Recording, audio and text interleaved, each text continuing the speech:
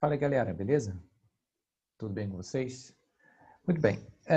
Bom, hoje aqui nessa nossa aula 2 não, né? Aula 3, né? Vou ficar aqui porque não é 2, é aula 3. Nessa nossa aula 3, a gente vai fazer aqui um pequeno exercício, que na realidade é um exercício que a gente vai ponderar, né, um elemento, né, que já falamos na aula passada, que você vai entender bem como é que funciona, né, esse transistor chamado MOSFET e qual é a diferença dele para o transistor bipolar, que é o mais comum. Deixa eu só consertar aqui.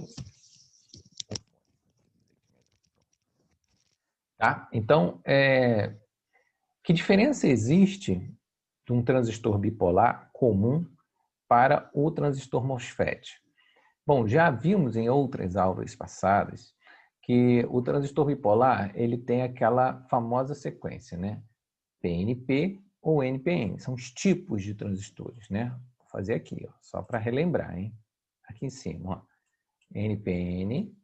O que significa o NPN? Significa que a corrente transita do negativo, ela faz esse caminho, negativo, positivo, negativo. E no transistor PNP, a corrente vai do positivo, negativo, positivo. Só que o transistor bipolar, ele tem uma característica dele, né? Que quanto maior for, vou fazer aqui, ó, no cantinho, olha só. Quem lembra do transistor, né? Ele é assim, não é isso? Aquele aqui, ó. Lembrando dos terminais. Coletor, base, emissor. Beleza? Bom, qual é a regra de todo e qualquer transistor bipolar? Quanto maior for a corrente na base, maior será a corrente no emissor. Essa é a regra padrão dos transistores bipolares.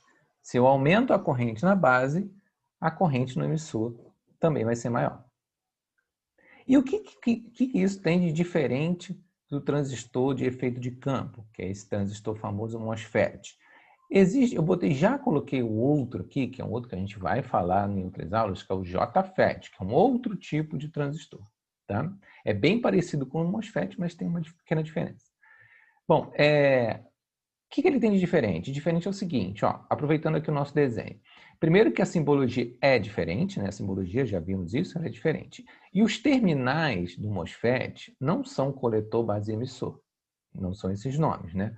Estava lá no outro vídeo, né? Eu tenho aqui, ó, esse terminal superior, que no bipolar é coletor, aqui, deixa eu puxar uma seta, ó, ele chama de dreno. Por isso o D ali, não é isso? No desenho, ó, dreno. A gente vai entender o porquê, cada um deles, dreno. Tenho aqui o outro, ó, que no bipolar a gente chama de base. Aqui no nosso MOSFET, vamos chamar de gate.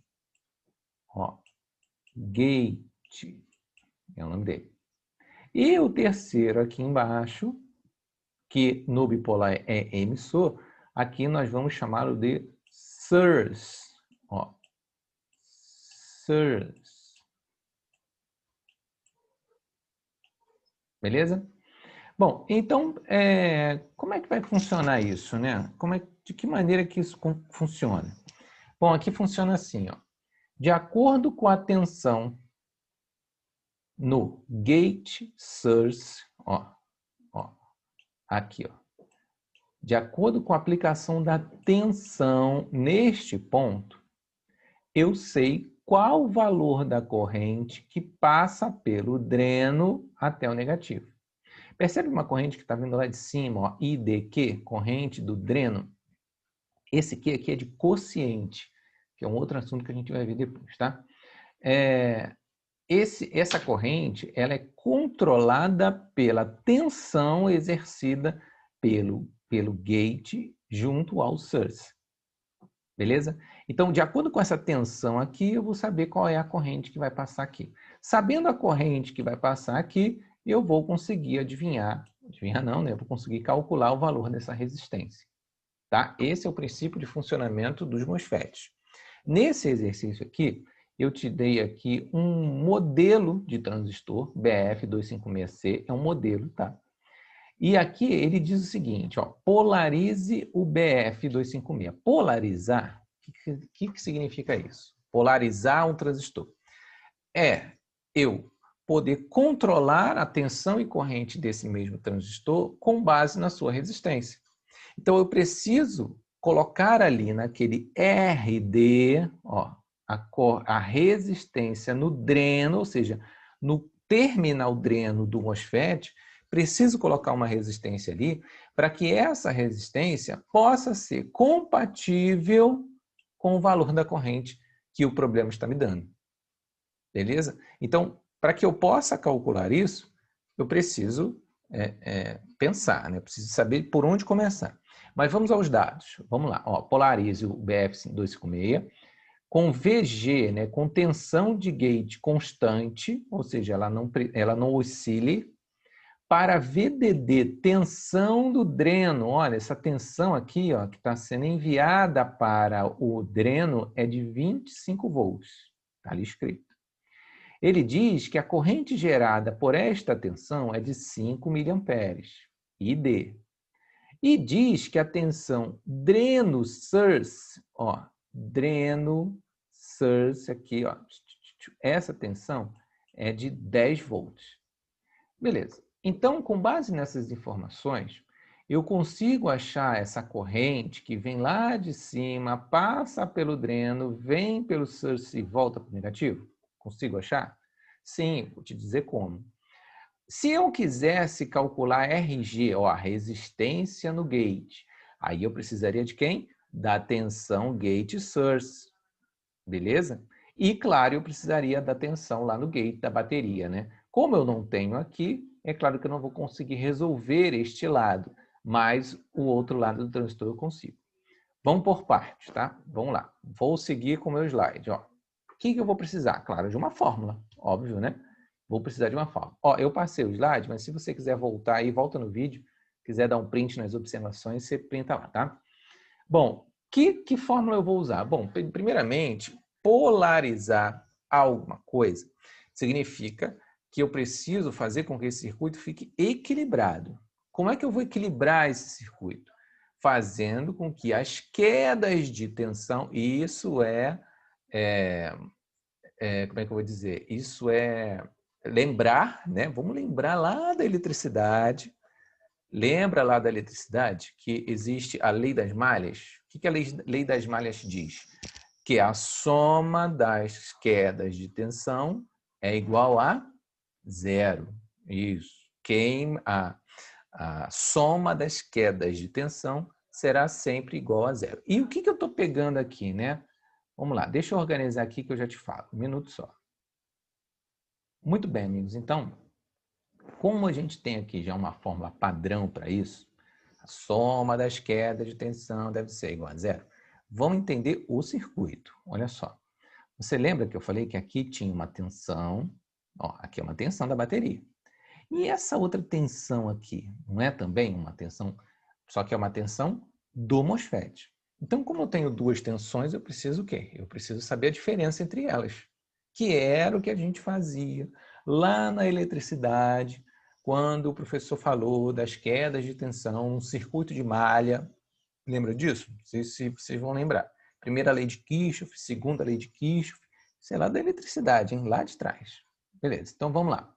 Como é que eu fazia lá naquela situação da lei das malhas? E eu vou aplicar aqui. Olha só. Você vai lembrar, claro, né, da lei de Ohm. Isso a gente já sabe há muito tempo. Quem é R vezes I? R vezes I não é a tensão? V é igual a R vezes I. Então, isso daqui é uma tensão. Concorda? Essa daqui é uma tensão. É uma tensão de quem? Ó, RD e ID. Percebe que é uma queda de tensão no resistor. Sim, essa é uma queda. Tem outra queda? Tem, ó.